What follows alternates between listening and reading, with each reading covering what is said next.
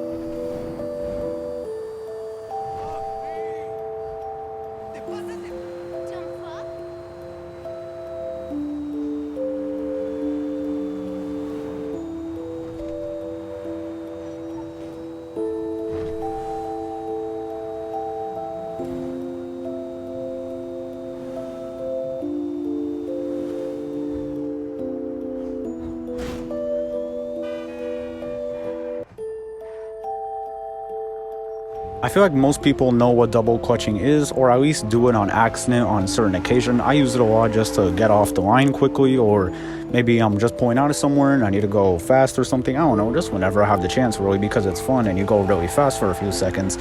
But in the Banshee that I'm in right now, it actually helps the car a lot because the Banshee is very throttle happy. It is basically begging to be double clutch because it just revs so high and the tires spin so much, but it does get the power to the ground where it needs to be, and you do go faster in the Banshee when you use it. But it is not like that for all cars. For example, I'm about to show you a car here that does it pretty poorly. Here's the Jester Classic. I'm pretty sure most of you know what the Jester Classic is, based off the Mark IV Toyota Supra, blah, blah, blah, but I am double clutching here. Same thing I did in the Banshee. As you can see here, it revs super high, but for some reason it's just bugged or something, or I don't know, nothing happens with the Jester. You end up spinning and you go nowhere, and you end up redlining for about like 3 seconds, and then you get going. Every time you do this in the Jester, it's not me messing it up or whatever.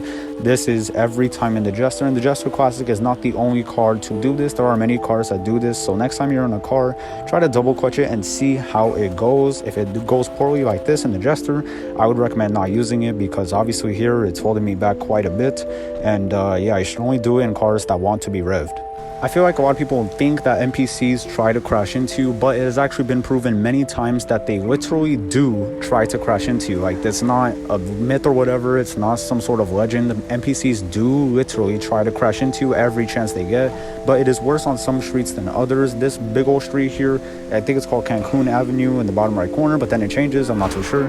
This whole long street here, NPCs are just dying to hit you, and it's not just that street, it's also these longer streets right here in the Rockford Hills area, and you definitely notice it the more you play. I've been playing for basically since 2014, early 2014, so I've been playing for a very long time. I know pretty much every corner street that NPCs will try to purposely crash into me. It's really bad on some streets, but on most streets it's pretty doable, I guess. You can sort of endure it, but sometimes it's really bad.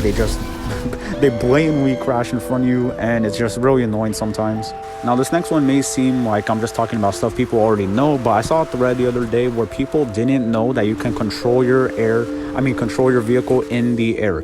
It's the handbrake. So on Xbox it's RB. I'm not sure what it is on PlayStation or PC, but all you have to do once you're in the air is just use the handbrake and turn the stick or however you turn a vehicle on your console, left or right, and it'll turn that direction very easily.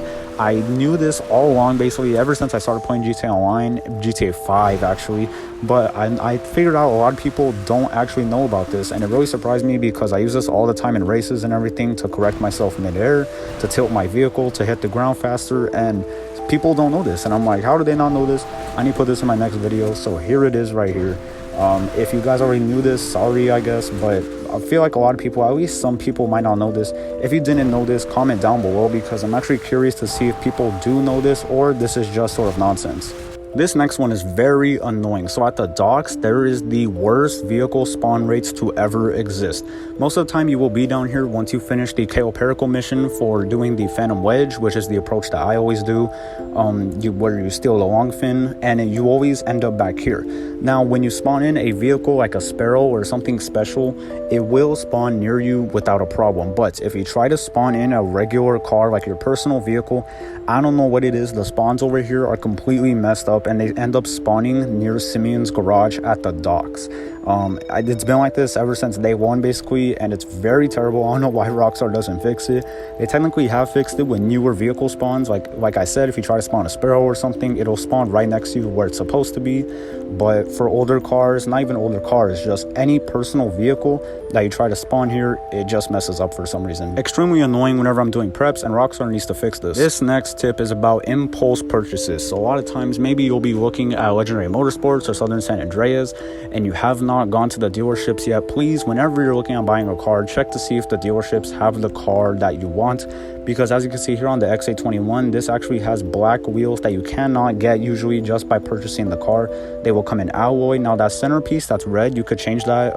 That's not limited to just the dealer version, but the little bit of black in the wheel, you can only get with the dealer version, and it was like that ever since the game released really, but this is the most recent time where you can get a car with upgrades that you as the player cannot change. I recently bought my Torero XO like this because I think it was 2 weeks ago the Torero XO was on sale at a dealership and it had black wheels, which you cannot change the color to without doing a glitch or something, and on Xbox there's no glitch for that, so I just bought it from the dealership. But yeah, if you ever want a vehicle, check to see the dealerships, so they might have special, customization variants or discounts, and it's just better to test drive them anyways, because maybe you won't like the camera angle or how it drives or something, and then you end up wasting your money, and no one wants to waste their money in GTA Online because it's already hard enough to get as is. This is especially important if you are new or you want to collect rarer vehicles like the Torero XO with black wheels. You cannot turn the wheels black by yourself, so that is rare. And also, once again, if you're a newer player, you want to test drive something and make sure that you actually like it, and if you do end up liking it, then buy it. This next one is for my car guys out there. So I feel like a lot of people know this one again, but there may be some people that don't.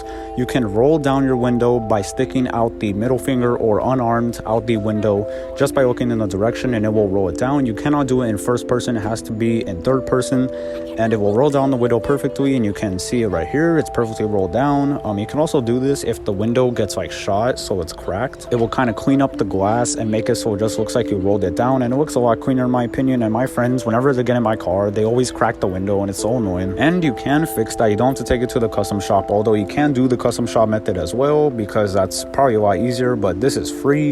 And once again, I feel like some people may not know this.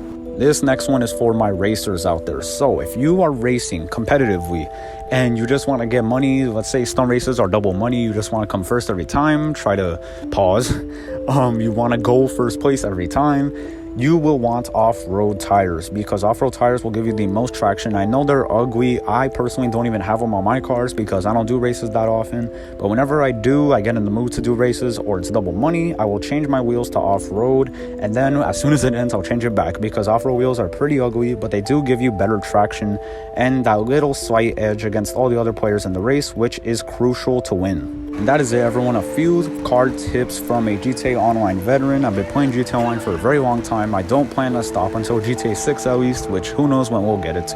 But thank you all for watching. I really hope you guys do enjoy this video, and let me know which tip you guys thought was the most useful in the comments. I will be reading it, and goodbye.